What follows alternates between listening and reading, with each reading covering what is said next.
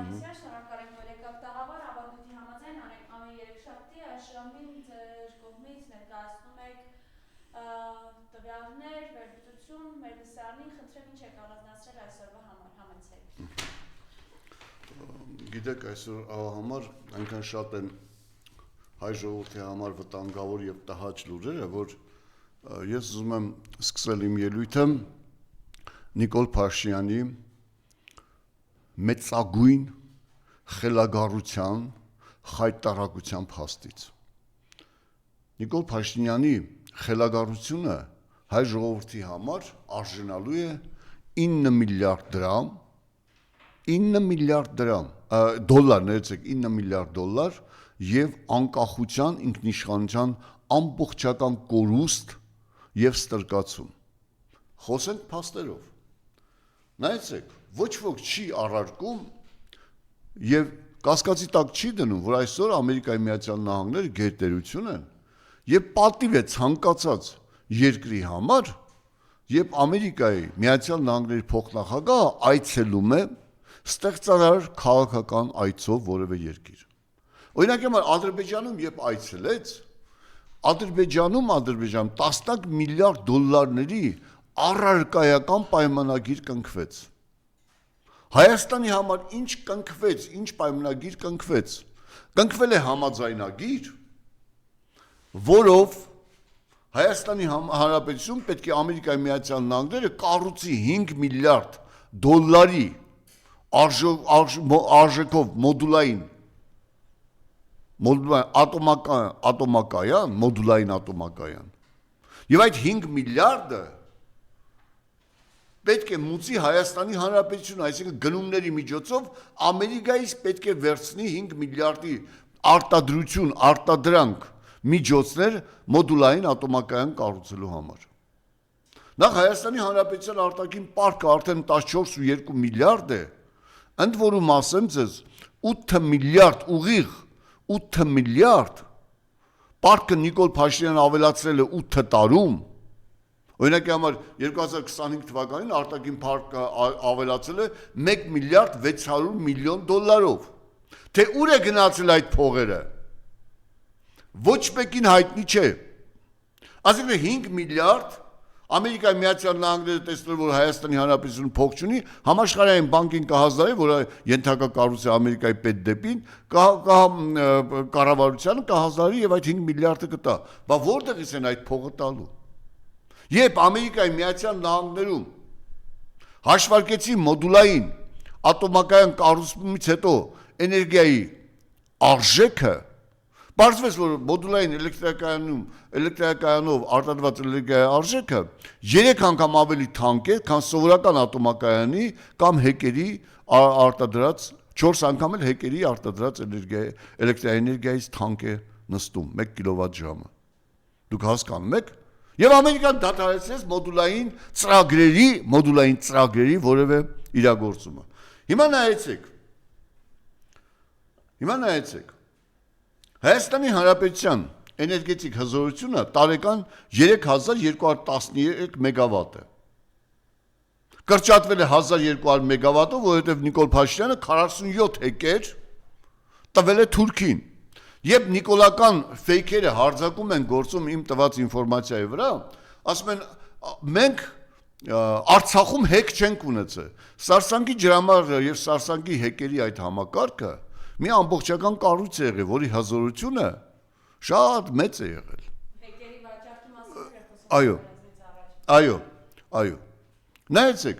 որի 30%-ը Հայաստանի Հանրապետության էլեկտրաէներգիայի 30%-ը տալիս է ջեկը։ Դուք գիտեք, որ ջեկը Իրանից ստանում է գազ, շատ էժան գազ, էլեկտրաէներգիա է արտադրում եւ արտահանում է Իրան։ Գազի փողի դիմաց։ Հիմա նայեցեք, եթե Ամերիկայի Միացյալ Նահանգները այդ ճանապարհը տիրում են իրենց ենթակայության տակ եւ մի օր որոշում են, որ սանկցիայի տակ է իրանական գազը եւ իրանական գազը չպետք է մտնի Հայաստանի Հանրապետություն եւ ունեն իրենք հնարավորություն այդ կտրելու այդ գազատարը, որովհետեւ այդ տարածքը Նիկոլ Փաշինյանը 100 տարով անօրինական սահմանադրական կարգի տապալմամբ գերազանցելով իրեն վերապահված իշխանություն իշխանազանցությամբ առերևույթ հանցագործությամբ տվել է ամերիկացիներին։ Այստեղ 30%-ը հարցականի տակ է Հայաստանի Հանրապետության էներգետիկ հզորության։ 27%-ը տալիս են հեկերը, 28%-ը տալիս է ատոմակայանը, 16%-ը արևային կայաններն են տալիս եւ միայն 1%-ը հողմնակայաններն են տալիս։ Այսինքն Հայաստանի Հանրապետության էներգետիկ հզորության մոտավորապես 60%-ը Նիկոլ Փաշինյանը դնում է հարցականի տակ։ Որովհետև ապրիլից ատոմակայանը կփակեն Հայաստանի Հանրապետության, որը թուրքերի եւ ադրբեջանցիների առաջին պահանջներից էր հայ ժողովրդի հանդեպ, եւ այդ պահանջներին Նիկոլ Դավաճյանը կատարում է։ Հայաստանի Հանրապետությունը զրկվում է իր 30% էներգետիկ հզորությամբ։ Ադրբեջանը 3 անգամ, ես իմ նախկին ելույթում ասացի 3 անգամ, հիմա հաստատեն 10,000 մեգավատ հզորություն ունի, այսինքն 3 անգամ մոտավորապես ավելի էներգետիկ հզորություն ունի, քան Հայաստանի Հանրապետությունը։ Եվ եթե Նիկոլ Դավաճյանը այդ առերևույթ հանցագործ ազգադավը փորձում է եւ հայտարարում է, որ մեր էներգետիկ համակարգերը կմիանան Ադրբեջանին, հասկանում եք, դա նշանակում է, որ մենք լինում ենք ստորադաս կարգավիճակում Ադրբեջանի էներգետիկ համակարգի հանդեպ եւ այդ ստորադաս կարգավիճակը իր հետ բերում է տնտեսական գերազանցություն Ադրբեջանին, որը մեր էներգետիկ անկախության եւ ազգային անկախության կարևոր բաղադրիչը Թուրքին, թշնամուն հանձնել է նշանակում։ Հասկանում ես։ Հայաստանի Հանրապետությունը տարեկան արտահանում է մոտավորապես 1 միլիարդ կիլովատժամ էներգիա։ Իրան եւ պարբերաբար նաև Վրաստան։ Հարցականի է տակ է դրվում այդ արտահանումը։ Առանց այն էլ հեցի բռնի հակաօրինական դիկտատորական խլումից հետո մեր էներգետիկ համակարգը կոլապսի ցնցումների մեջ է։ Ոչ ոք այսօր հարց չի տալիս։ 4 օր Երևանի մեծ մասում անջատվեց էլեկտրաէներգիան։ Խանութները, որոնք մեծ գնումներ էին կատարել վաճառքի եւ շահույթի կանխատեսմամբ, 100 միլիոնավոր դրամների տուգանք վնաս կրեցին։ Ով մուծեց այդ վնասները, ոչ ոք։ Ընկերս իր խանութը փակեց։ Եվ հենց այնպես չի, որ 10,000 բիզնես է փակվել Հայաստանի Հանրապետությունում։ 20,000 մասնավոր ձեռներեց է փակել իր գործունեությունը Հայաստանի Հանրապետությունում։ Դա վիճակագրական տվյալներն են, 25 թվականի տվյալներն են։ Որովհետև Նիկոլ Դավաճյանը ընդհանրապես ամեն ինչ ավերում է, բացի պարգևավճարների ծաղկումից, այս երկրում ոչ մի դրական տեղաշարժ չկա։ Բացի ԿՊ-ական ոհմակի 300 մոտորապես 300 հոգուց բաղկացած ԿՊ-ական ոհմակի եւ նրանց շուրջը վնգստացող բորենիների Հայաստանի Հանրապետությունը ոչ մի ծաղկում չի ապրում։ Միայն նրանք են ծաղկում ապրում։ Միայն նրանք։ Հիմա նայեցեք, անդրադառնամ Նիկոլի խելագարությանը 9 միլիարդանոց։ Ես ասացի, որ 5 միլիարդը ոչ թե դա ներդրում է Հայաստանի Հանրապետությունը, այ Հայաստանի Հանրապետությունից փող դուրս տանել է, պարտքի մեծացում է։ 4 միլիարդը, որի մասին խոսում են, այդ 4 միլիարդը ոչ թե ինվեստիցիաներ են, ներդրումներ են Հայաստանի Հանրապետություն, այլ համատեղ Հայաստանի Հանրապետության հետ միասին համատեղ ներդրումներ են, թե որտեղ են այդ ներդրումները, Հայաստանի Հանրապետությունում, թե դրսում։ Ոչ ոք չի կարող ասել։ Ինչ որ արհեստական ինտելեկտի զարգացում են ասում, որը ամբողջ աշխարհում բնականոն ընթացքում գնում է, ինչ որ չիպերի արտադրություն, որի տեխնիկական եւ տեխնոլոգիական հնարավորությունները Հայաստանի Հանրապետություն չունի, անգամ Ամերիկայի Միացյալ Նահանգները չունեն։ Այսօր եվրոպական չիպերի արտադրության 80%-ը չինական է, տայվանական է եւ հնդկական է։ Եթե այդքան հեշտ լիներ, բա հազվագյուտ մետաղներ Հայաստանի Հանրապետությունը ումից է ներկրելու։ Եվ այսօր հազվագյուտ մետաղների արտադրության 90%-ը Չինաստանին է պատկանում։ 90%-ը։ Որտեւ իրենք ունեն մինչև 100%-անոց վերամշակման եւ ստացման ցիկլ։ Ամերիկայի Միացյալ Նահանգները այսօր կախվածության մեջ է, ինչ չի բերի արտադրությունը։ Այսինքն դա մեծ խելագարություն է, խաբեբայություն է ազգային, հանուն աթոռի, հանուն վերընտրման։ Եվ անդրադառնամ Ամերիկայի Միացյալ Նահանգների մոդուլային էլեկտրոէներգիա բերելը։ Ես Ամերիկայի Միացյալ Նահանգների էներգետիկ համակարգի 25% տալիս են ատոմակայանները։ Հասկանում ես։ Որի վառելիքի 90%-ը Ամերիկայի Միացյալ Նահանգները ներկրում է։ Ասեմ թե մոդուլային ատոմակայանը բերեց Ամերիկայի Միացյալ Նահանգները դրեց այստեղ։ Միջպետական պայմանագիր կգի Չինաստանի հետ, Չինաստանը կբերի Հայաստանում Ամերիկայի անվան տակ ատոմակայան կկառուցի։ Ով է վառելիքը տալու։ Ով է վառելիքը տալու։ Ռուսաստանը, Ամերիկայի։ Ատոմային էներգետիկ վառելիքի 90% Ամերիկան ներմուծվում է, որից 70%-ը ներմուծվում է Ռուսաստանից։ Ատոմային վառելիքի համաշխարհային պաշարի 1%-ն է Ամերիկայում, ԱՄՆ-ում։ 8%-ը Ռուսաստանին է, որին գումարվում է 25% ղազախականը,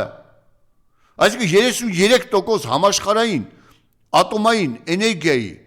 պաշարի 33%-ը վերահսկում է Ռուսաստանը, որովհետև ամբողջ այդ համակարգը ղազախական ռուսական սեփականություն է։ Ռոսատոմի սեփականությունն է, եւ Ռոսատոմն է մշակում եւ ստանում հարստացված ուրան։ Անկամ օգտագործված ուրանի վերամշակումը այդ տեխնոլոգիան միայն Ռուսաստանն ունի։ Ռուսաստանն ունի միայն էներգետիկ թափոնների գերեզմանոց եւ վերամշակման գործարան։ Եվ Ռուսաստանը վերցնում է փողի դիմաց, իհարկե, ուտիլիզացիայի դիմաց Ռուսաստանը մեծ գումարներ է ստանում, վերցնում է այդ օգտագործված ատոմային այդ վառելիքը, նա վերամշակում է եւ ստանում է նոր վառելիք, հիմնականում ատոմային նավերի համար, սառցահատ նավերի համար։ Իսկ Ամերիկան նման տեխնոլոգիա չունի եւ ոչ էլ ունի թափոնների գերեզմանոց։ Այսինքն Հայաստանի Հանրապետության փոքր տարածքում մոդուլային ատոմական մենք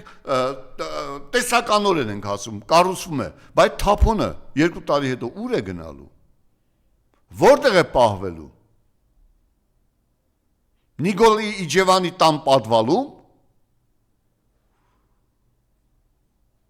թե Նիկոլը գնալու է կանադական 17 միլիոնանոց իր ապարանքում ապրի այդ թափոնի ամբողջ վնասները հայ ժողովուրդն է կրելու։ Դուք հարց եք տալիս ձեզ, որ ասում եմ դա խելագարություն է, մի զարմացեք։ Խելագարության հաջորդ քայլը միայն ռուսական կողմը ունի հզոր երկրաշարժային գոտիներում ատոմակայանի կառուցման տեխնոլոգիա։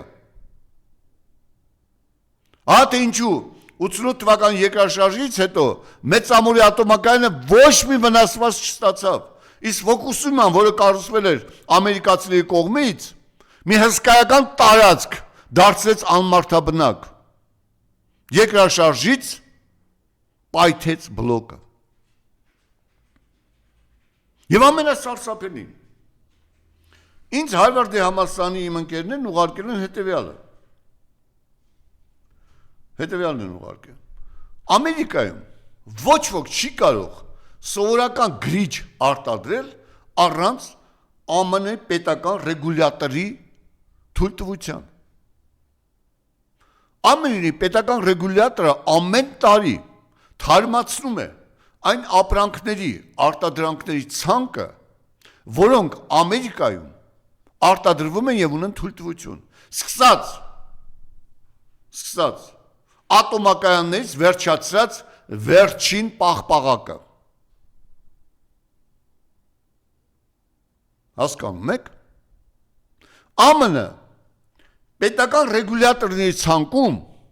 չկա թույլատրված ատոմային մոդուլային կայան։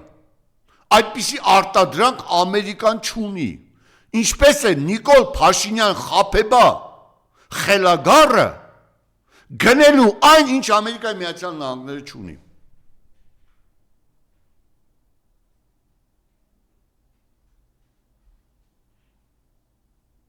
Եվ ասեմ ձեզ, համաձայնագրի մեջ չի նշված մոդուլային ատոմակայանի կառուցումը, այլ նշված է զարգացնել ատոմային էներգետիկան ամերիկական տեխնոլոգիաներով։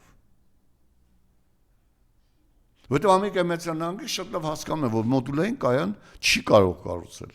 Նիկոլ, դա խարդախություն է, խաբեբայություն է, թե խելագարություն է քո կողմից հայ ժողովրդին խաբելը։ Ես հարց եմ տալիս, պատասխանիր։ Քանի օր է անցել համաձայնագրի ստորագրումից։ Ուրեմն համաձայն Ամերիկայի Միացյալ Նահանգներում գործող օրենքների 90 օրվա ընթացքում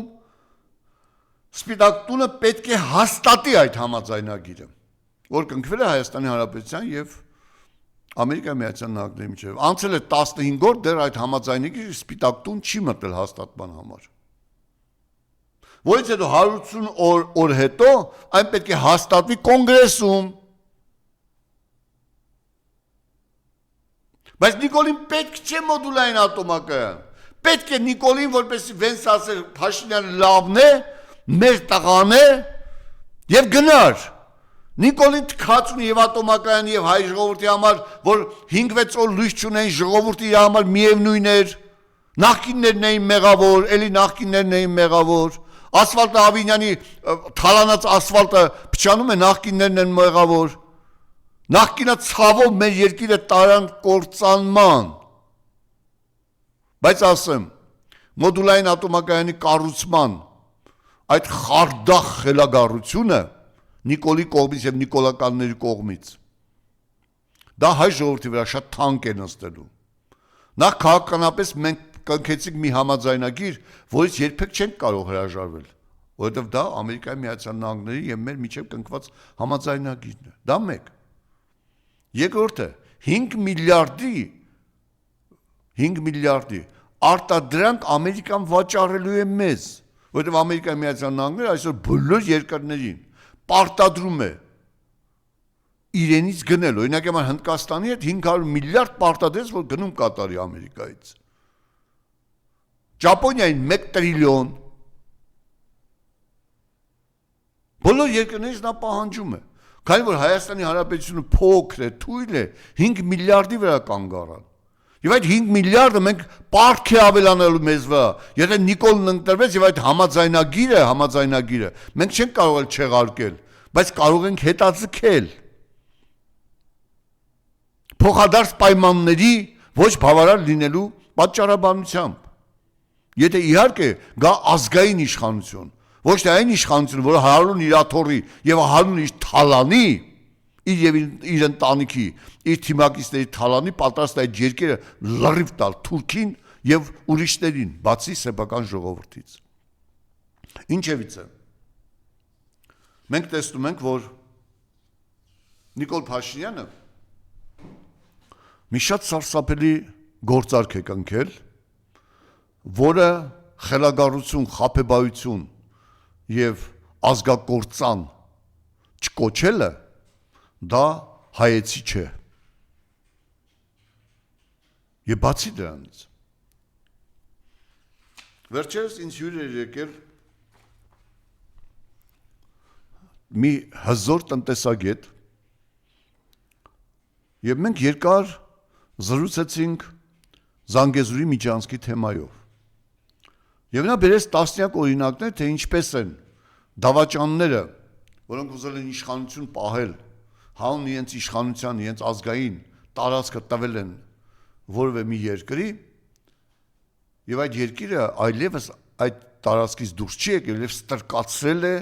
այդ ժողովրդին մինչև վերջ եւ այդ տարածքը մինչև վերջ։ Տեսեք, նիկոլական թուրքական ապրանքները ես բերել եմ հատուկ ձեզ ցույց տալու համար թուրքական ապրանքների լոգոները եւ կբացատրեմ իմ ելույթի վերջում, թուրքական ապրանքները կոչում են միլիարդավոր օգուտներ է գալու։ Այս անդիմադիրները չեն հասկանում ինչպիսի տնտեսական շահեր, ինչպիսի տնտեսական ոչ։ Բարաբես Նիկոլը կապիտուլյացիայի պայմանագրի մեջ ներառել է Նախճիվանի հետ կապը, եւ որպեսզի ժողովրդին ասի, որ ես ոչ թե Թուրքին եմ տալիս, այլ Չեզոք եմ տալիս, Ամերիկայի թրիփ անվան տակ Զանգեզուրի միջազգը տվեց Թուրքին։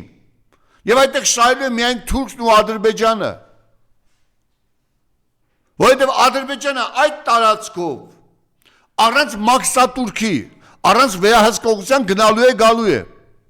Թուրքիան գնալու է այդ տարածքով։ Գալու է Նախճիվան,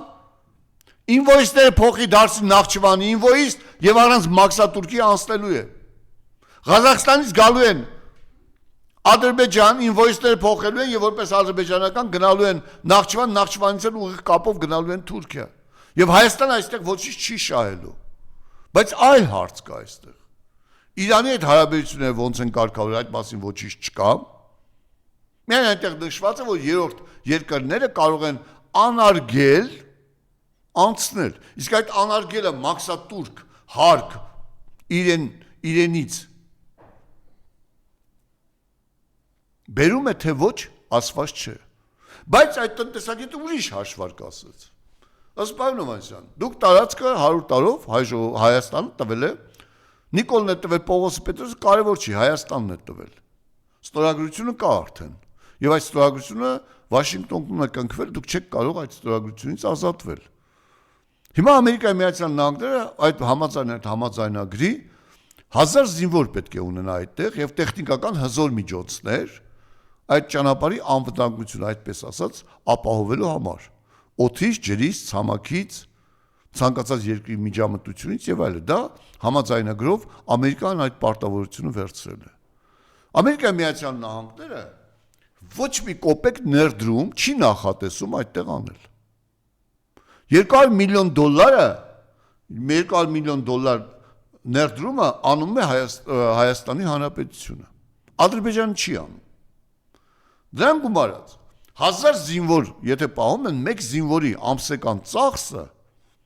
բացի սոցիալական ապահովությունը, դրամական բավարարումը, բժշկական ապահովագրությունը,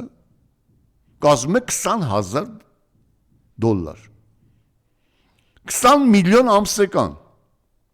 Դա անում է 240 միլիոն տարեկան։ Դրամական բավարարումը, սոցիալական ապահովագրությունը եւ բժշկական ապահովագրությունը իրենց հետ միասին կազմում են նույնքան, որքան ծախսը, այսինքն եւս 200 միլիոն։ Այսինքն այդ փողերը ով է տալու։ Այսինքն 400 միլիոն, 440 միլիոն դոլար տարեկան այն կազմակերպությունը, ովի վրա կվերցնի ճանապարհի վերահսկողություն, այսինքն այն կազմակերպությունը, որի 74% բանը իբր թե ամերիկան կաղանն է 24, այդ ճանապարհի 24-ը բանն են, լավ, 400 միլիոնի 24%-ը դա մոտորապես 100 միլիոն է։ 100 միլիոնը Հայաստանը պետք է տա։ Մնացածը պետք է եկամտից վերցվի։ Եթե այդ եկամուտը գերազանցի 100 միլիոնը, ինչ որ բան կհասնի Հայաստանի Հանրապետության։ Եթե չգերազանցի, ապա Հայաստանի Հանրապետությունը պետք է տա։ Լավ, եթե հիմնական ճանապարհ օգտագործողները հորիզոնական լինել են թուրքն ու ադրբեջանցին, որոնք հարկ չեն մնացալու, որտեղից է այդ 400 միլիոն 440 միլիոն տարեկան եկամուտը ձևավորվելու, գոյանալու։ Ես ասում եմ որպես տնտեսագետ, ես չեմ պատկերացնում։ Եվ այստեղ կա մի վտանգ, որ Իրանից եւ Իրան գնացող ապրանքների վրա կդրվի տուրք, հարկ։ Որովհետեւ ճանապարհի այդ հատվածը իրենն է։ Ինքն է վերահսկում, ինքն է թույլատրում։ Համաձայնագրի վրա Հայաստանի Հանրապետությունը իր բոլոր իրավունքները տվել է երրորդ կողմին, վերահսկողին։ Դուք հասկանում եք ինչ է կատարվելու Հայաստանի Հանրապետության հետ։ թե ինչ ստոր, գարշելի արարք է թույլ տվել Նիկոլ Փաշինյանը։ Սուտ, խաբեբայություն, խարդախություն, որը կարելի է անվանել մեկ բառով, ազգային խելագարություն, հանուն քաղաքական մանր հաշվարկների եւ աթոռի մի ամբողջ ազգի տարել է կործանման, մի ամբողջ ազգի տարել է կործանման։ Եվ գիտես ամեն քայլափոխում ստում են։ Իսկ Ալիևի պահանջները ախորժակը չի փակվում։ Լավ, վենսի այսից հետո ինչու Ալիևը հայտարարեց, որ 300,000 ադրբեջանցիներ պետք է վերադառնան իրենց պատմական հայրենիք։ Ինչու հայտարարեց, որ Հայաստանի Հանրապետության մինչև սահմանադրությունը չփոխվի, խաղաղություն չի լինելու։ Այդ խաղաղության գոռացող ոչնչություններ, որ ասում եք Նիկոլը խաղաղություն է, մնացածը պատերազմ է, ուր է ձեր խաղաղությունը։ 20 թվականից խաղաղություն եք կերակրում 6 տարի այս ժողովրդին, խաղաղությամբ խաբում եք, ուր է, բանակը կործանեցիք, որպեսզի վախեցնեք ժողովրդին։ Ուր է, եւ օրը մեկ սուտ եք ասում։ Իսկ հիմա արգելել են մինչև ընտրություններ արցախցիներին Հայաստանի Հանրապետության քաղաքացիություն տալը։ 3 մոտավորապես 3 տարի է արդեն, ընդամենը 150,000 արցախաբնակներից, որոնք տեղափոխվել են Արցախից, ընդամենը 20,000-ն է ընդունել Հայաստանի Հանրապետության քաղաքացիություն։ 20,000-ը։ Ասել են մինչև ընտրություն դադարեցրեք։ Որովհետև իրենք ուզում են մոռանան Արցախի վաճառքը։ Նիկոլ 5 միլիարդ, ինչպես Զատուլինն է հայտարարել, 5 միլիարդ եւ 2 միլիարդ այդ փողերի համար պատասխանես տալու։ Ամեն ինչ անում են ժողովրդի ուշադրությունը շոուներով շեղեն, որպեսզի Արցախի հարցը, մեր 10,000 զոհերի անհետ կորածների գերիների հարցը չքննարկվի։ Եվ սուտը սուտի վրա։ Վերջերս տեսնում եմ, Պետրոսի մեջ հաղորդում է, ԿՊ-ականները քապ ու քրտին կտրած, վախեցած, ասում են գիտես ինչ կա, մեր ձևով շարժման այդ Նարեկը Կարապետյան, չի տիրապետում իրավիճակին։ Տեսեք, մենք 200,000 աշխատատեղ ենք բացել 8 տարվա ընթացքում, իրենք հայտարարում են 3,000, դա բան է, տնտեսական հաշվարկների չիմանալ է, SN է, սկսել են քննադատել, որ իբրտ է, մեր ձևով շարժում այդ 300,000 աշխատատեղ չի կարող բացել, Սամվել Կարապետյանը 100,000-ավոր աշխատատեղեր է բացել Հայաստանում եւ Ռուսաստանում։ Եվ երբ դուք ասում եք 300,000 չկա եւ եթե չեմ սխալվում Արսեն Թորոսյանը եւ Պապոյանն ասում է Հայաստանի Հանրապետության աշխատաշուկան նրան նման հնարավորություն չի ընձեռում։ Տեսեք, իրենք են հայտարարում։ Ես վերցրել եմ փաստերի ստուգման հարթակի վերլուծությունը, որը իմիջիայլոց վերցրել եմ նույն սոցիալ-նախարարի էջից։ Հասկանում եք։ Այսինքն իրենք գիտեն իրական ճիշտ թվերը, սակայն սուտ են խոսում, խաբեբայությամբ են զբաղվում։ Նայեցեք, 15+ տարիքային խմբի հաշվարկով 15+ տարիքային խմբի հաշվարկով հանած թոշակառուները Հայաստանի Հանրապետությունում աշխատաշուկայում կա 1,94,300 քաղաքացի, որոնք պոտենցիալ ներկայացնում են աշխատուժ եւ զբաղված չեն աշխատանքի ոլորտում։ Հիմա դրանցից 124,000 ցանկացել է աշխատել, 969,000 չի կողմնորոշվել, որից 291,300 տնային տնտեսություն վարողներ են, ցանկանում են աշխատել, 171,300-ը չաշխատող ուսանողներ են, ընդ որում ասեմ ուսանողների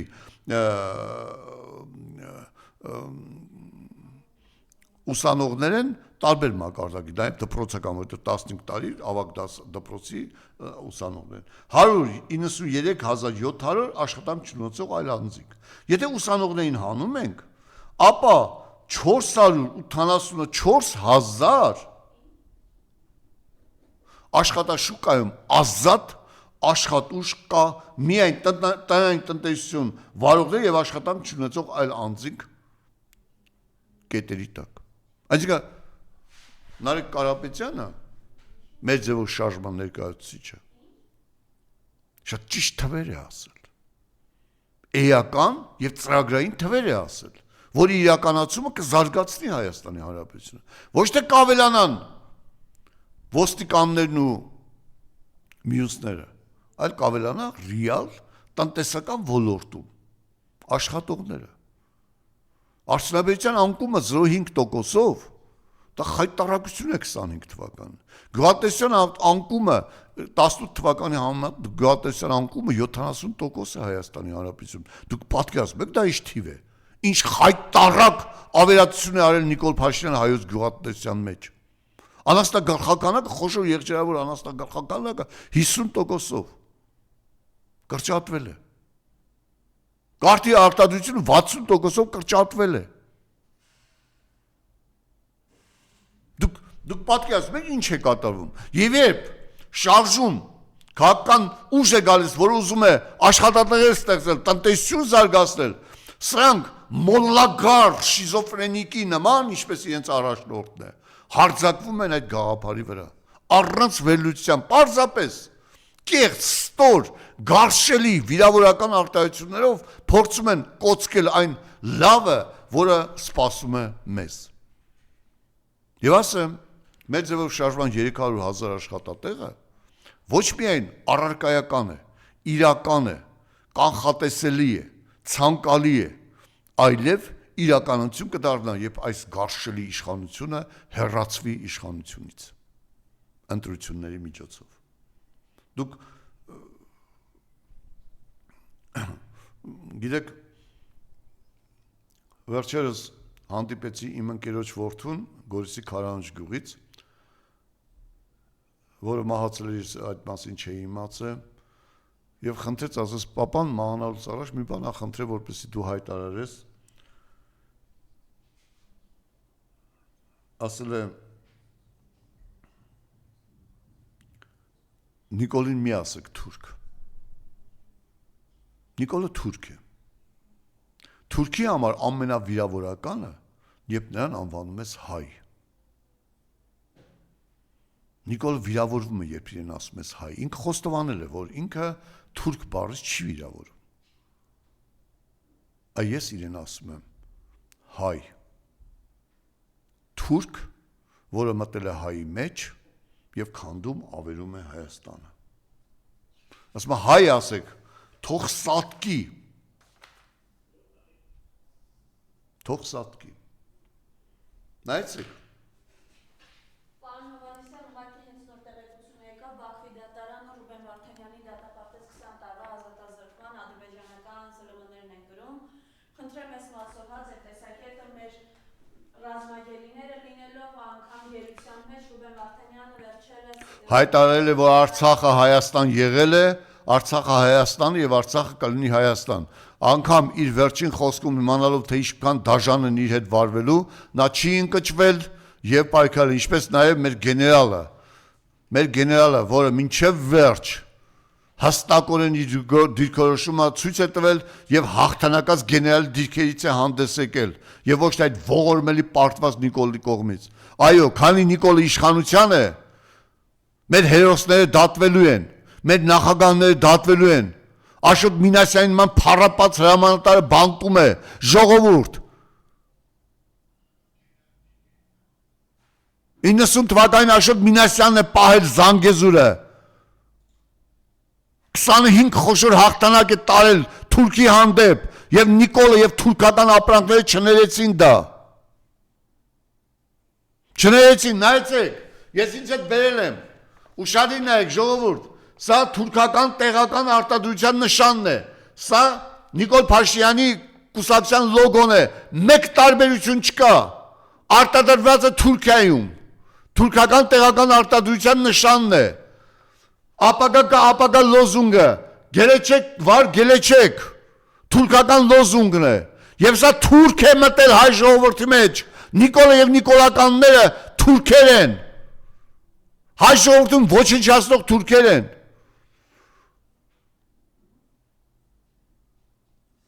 Նիկոլը ինքն է համաձայնել Արցախի հայաթափման համար, Էրդողանը ուղիղ հայտարարեց, որ Նիկոլը տեղեկացված է եղել այդ օպերացիայի մասին,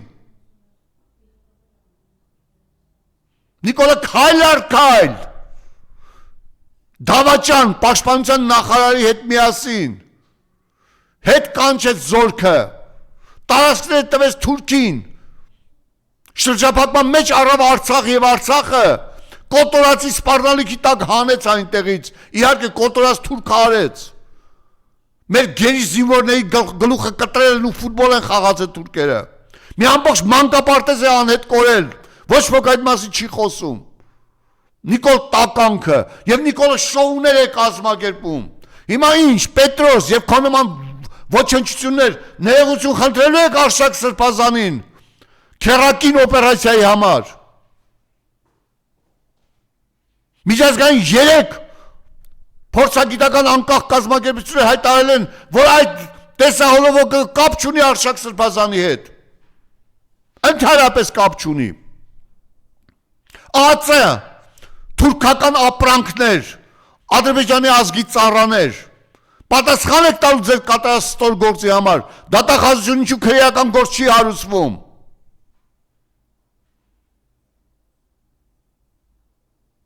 թե ձեզ թվում է, այն քննիչը, այն պոռլկավորթին, ով վեհապար Հայրապետի նկատմամբ քրեական գործ է հարուցել, պատասխան չի տալու, պատասխան է տալու, գիտեք, ես վերջերս հիշեցի Ղևոն Երեցին,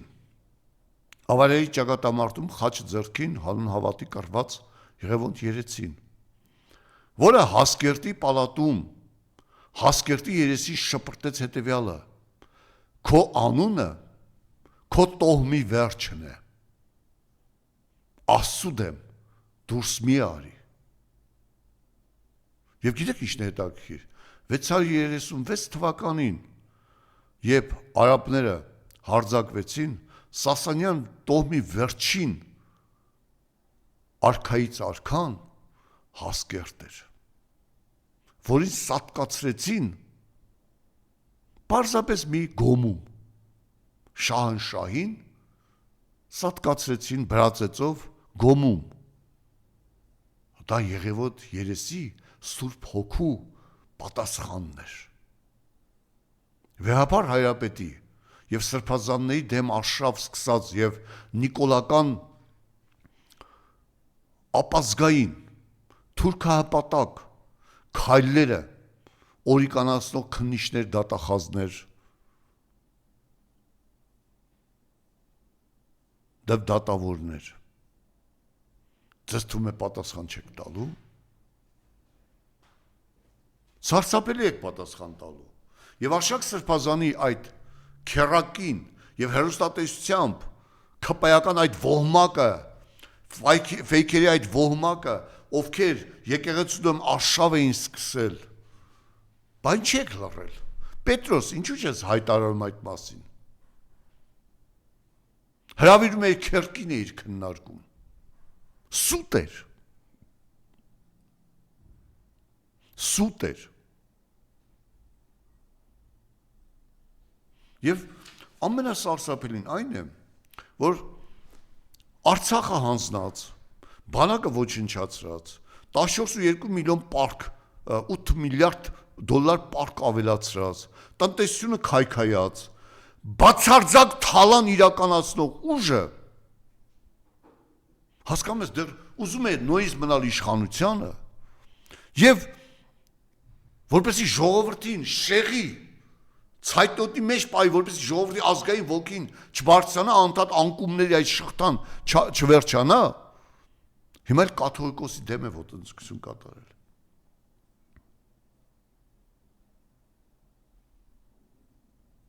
Կաթողիկոսն ու առաջին կաթողիկոսն ու եկեղեցին քաղաքականությամբ են զբաղվում։ Ով անգրագետ է, ասեմ, կրոնական կազմակերպությունների մասին օրենք գոյություն ունի Հայաստանի Հանրապետությունում, դա օրենք է։ Դա օրենք է։ Որտեղ ասված է, որ կրոնական գործիչները եւ տարբեր կրոնական շարժումի ներկայացուցիչները կարող են արտահայտել իրենց քաղաքական կամքը, ազատ արտահայտել իրենց քաղաքական կամքը։ Հիմա եթե Սրբազանն ասում է ազգը ծախեցիր տաուշը մի տուր, դա քաղաքական կամք է թե չէ։ Իհարկե քաղաքական կամք է։ Դա քաղաքականությամբ զբաղվել է, որը օրենքը թույլ է տալիս։ Սուտ եք խոսում դուք։ Սրբազաններին կանոնավորեցիք, որովհետև իրենք ուժ էին ներկայացնում։ Ժողովուրդը իրենց հետևից գնում էր։ Ով ուժ է ներկայացնում, ժողովուրդը իր հետևից գնում է խոսք կարող է ասել, նրանց բոլորին կանոնավորում ես։ Էջմիածնի եւ Լենինականի դեպքերը օրինակ։ Մեխակի տղա, հերդ հերոս ա եղել։ Մեծ շենում ես իրեն հետ մարտի դաշտում եմ հանդիպել։ Դու արժանավոր հոր, անարժան զավակն ես։ Դու ուղակի հորդ արյան դավաճանն ես։ Ամենասարսափելին, երբ որդին դավաճանում է իր հոր անունն ու արյունը։ Եվ մամուլում տեղ գտած լուրերի դու ես կազմակերպել այդ կանոնավորումները։ Համաձայն մամուլի։ Ահա շարունակվում է դա։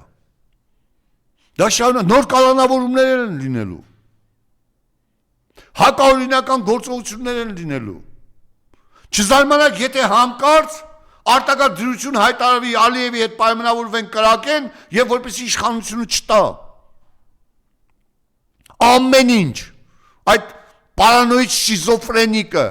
այդ խելագար ամեն ինչի ընդունակ է հանուն իշխանություն պայելու, որովհետեւ գիտի հակառակ դեպքում ինչ է լինելու իրեն եւ իրեն կողմնակիցներին։ Բայց ամենասարսափելին այն է, որ Նիկոլ Փաշինյանը անգամ ԿՊԳ կուսակցությունում, որը համաժողով է արել, որ պատգամավորներ ընտրեն, 40 դեմ են դուրս եկել։ Որովհետեւ անգամ այդ ոչնչություն, այդ թուրքական ապրանքների մեջ 40 հայ կա։ Սա է ամենակարևորը։ Նայեցեք, շոուն շարունակվում է։ Կաթողիկոսը դուստր ունի, Արշակ Սրբազանը քերկնոջ պատմությունը չանցավ, ապացուցվեց հակառակը։ Գեղարդը վաճառված է, վաճառվում է, պղծված է, չանցավ, Գեղարդը սուրբ է, Նիկոլն է պիղծ։ Օտարերկրյա գործակալ են, չանցավ, որովհետև մասնագետների փորձաքննություն կատարեցին եւ դա Արշակ Սրբազանի հետ նման մի հատ պիղծ ստոր քայլ էր։ Օտարերկրյա փողեր, չանցավ։ Կաթողիկոսություն տեղափոխվում է Հայաստանից։ Ով է նման բան հայտարարել քեզնից բացի Նիկոլ։ Ես թույլ չեմ տա, դու ով ես որ թույլ տաս։ Դու ընդհանրապես թուրքի ոչնչություն ես։ Դու թուրքի ապրանք ես, թուրքի ծառա ես։ Եվ ինչպես Ալիևն է ասել, շատ դիպուկ դու հարբեցող ծաղրածու ես։ Եվ այդ հարբեցող ծաղրածու ոչնչության քո դիրքորոշմամբ Հայաստանը կործանեցիր։ Ասում եմ, տվյալներ կան, ստուգվում են, տվյալներ չեն, հստակ միջազգային բանկի հայտարարություն է, հաշվետվություն է 2018 թվականի փոխանցումները կենտրոնական բանկերից կենտրոնական բանկ 211 միլիոն դոլար Ադրբեջանի կենտրոնական բանկից Հայաստանի Հանրապետության կենտրոնական բանկ փող է փոխանցվել, լափել ես Նիկոլ, ինչի համար է այդ փողը փոխանցվել եւ դրանից հետո դու շարունակաբար Հայաստանի Հանրապետության շահերը տալիս ես Թուրքին, դու գիտես չէ որ 211 միլիոն դոլարն եղել է, ազգային ժողովում անձամբ քեզ են դա հարցը տվել, դու չես հերքել, ասել եք դիմեք կենտրոնական բանկ եւ ԱԱՑ, դիմում են կենտրոնական բանկ եւ ԱԱՑ քալլառություն։ Թե դու սովորես օտար փողերով հայրենիքը վաճառել, քեզ թվում է սուրբ կաթողիկոսությունն է քո նման ստոր ու գարշելի, դու սխալվում ես։ Բայց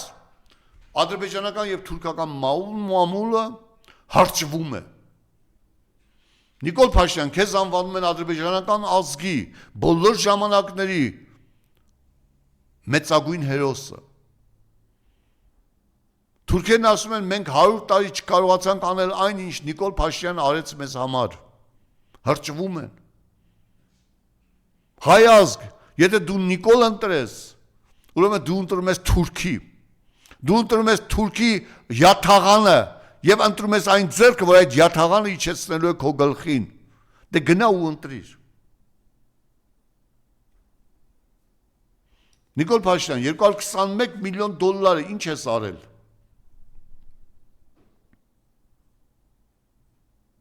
Ինչ ես արել։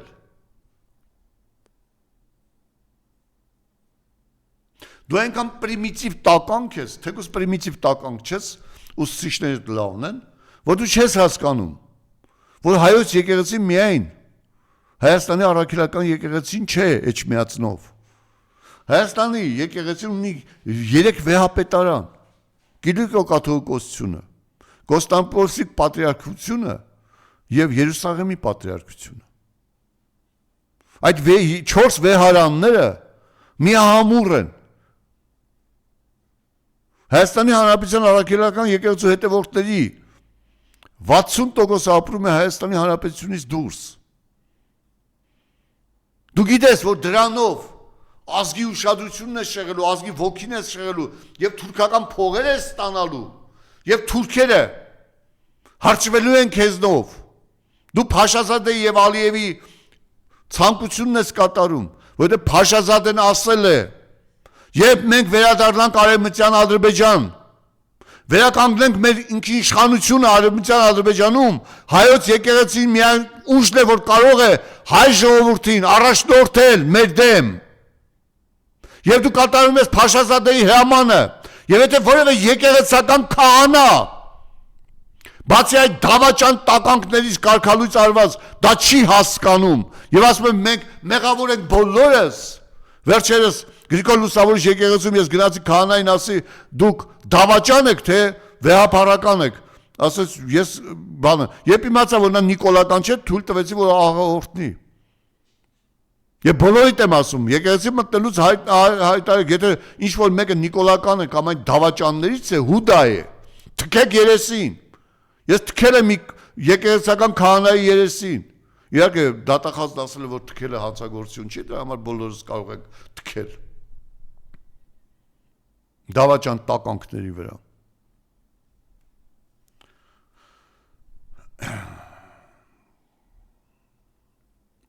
Նիկոլ Դավաճան եւ նիկոլական դավաճաններն ուզում են ընտրել Թուրքիան, Ադրբեջանը, որովհետեւ նրանց դարավոր երազանքն է իր պատմական հայրենիքում ոչնչացնել Հայաստան եւ տեր դառնալ մեր պատմական հայրենիքին։ Փորձում են վերընտրվի արևմուտքը, որը այստեղ հակաիրանական եւ հակառուսական քաղաքականության շարունակություն է տեսնում, եւ փողի շահի համար ազգային շահերն ու ազգային ինքնագիտակցությունն ու ինքնասիրությունը կորցրած երիտասարդ փոքրաթիվ հայեր, որոնք ամբողջ կյանքում ծառայել են ուրիշի շահերին, սորոսական են եղել եւ հիմա էլ փորձում են փողերով ծառայել եւ նրանք մտածում են դե կգա ժամանակը, դե հիմա ինչ լինի, պատասխան կտանք, էլի կասենք, այդպես եղավ, չկարողացանք կամ ինչպես Նիկոլ Փաշինյանը շատ լավ ասում է, ժողովուրդ, մեղավոր դու ես, դու ինձ ընտրել ես, ես էլ այսպես եմ անում։ Ժողովուրդ, մեղավոր դու ես, դու Նիկոլ ես ընտրել, թեկուզ ժողովրդի 26%-ն է Նիկոլին ձայն տվել, բայց նա այն մնացած